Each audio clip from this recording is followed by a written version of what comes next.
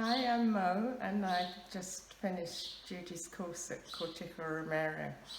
I just wanted to talk about it a bit because I came here, my brother-in-law had just died, and I was sad and exhausted and bereft and had nearly lost my voice. And I'm an Alexander technique teacher, and I felt in a very bad state, really.